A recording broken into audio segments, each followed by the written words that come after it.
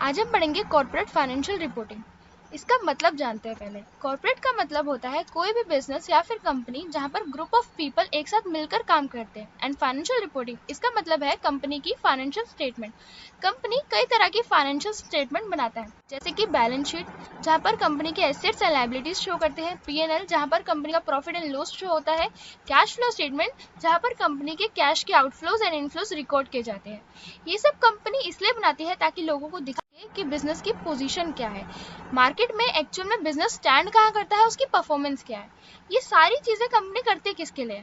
इसके लिए हम जानते हैं। कॉर्पोरेट फाइनेंशियल रिपोर्टिंग की डेफिनेशन होती है the preparation and presentation of financial statement of company to stake holders.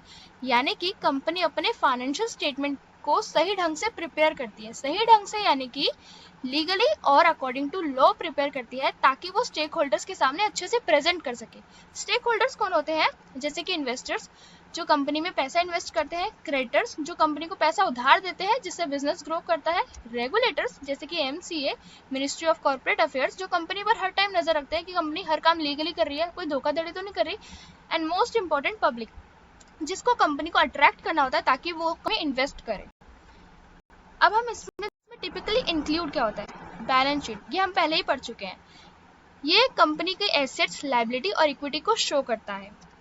Income statement P&L ये दिखाता है कि कंपनी का प्रॉफिट कितना है, लॉस कितना है, इसके एक्सपेंसेस कितने हैं, इसकी नेट इनकम कितनी है, यानी कि कंपनी खर्च कितना कर रही है, कमा कितना रही है। नेक्स्ट है कैश फ्लो स्टेटमेंट, ये कंपनी के कैश के आउटफ्लोज और इनफ्लोज रिकॉर्ड करता है। Statement of changes in equity, ये ओनरशिप इंटरेस्ट में जो चेंजेस आते हैं, जो इक्विटी में चेंजेस आते हैं उसको दिखाता है। एंड नेक्स्ट है नोट्स टू फाइनेंशियल स्टेटमेंट, ये कंपनी को एडिशनल डिटेल्स प्रोवाइड करता है, जैसे कि जो पैसा हमें समझ नहीं आता ये कहाँ डालना है तो हम उसको सस्पेंस में डाल देते हैं और नीचे एक नोट लिख देते हैं, तो ये वही है। अब बस क्या है इंपॉर्टेंस, क्या है CFR की, कॉर्पोरेट फाइनेंशियल रिपोर्टिंग बनाना क्यों जरूरी है? To provide transparency and accountability, ये चीज लोगों को ट्रांसपेरेंसी देती है और अकाउंटेबिलिटी देती है, यानी कि जैसे बैलेंस शीट है, कैश फ्लो है, P&L है, ये लोगों में क्लैरिटी देती है कि इतना इस साल कंपनी ने प्रॉफिट कमाया, इस साल लॉस हुआ है, इसके शेयर्स के प्राइस बढ़ रहे हैं, घट रहे हैं, ताकि लोगों को कंपनी को लेके एक क्लैरिटी आती है, ट्रांसपेरेंसी आती है कि इस चीज में इन्वेस्ट करना भी चाहिए, कंपनी सही भी है, लीगल भी है।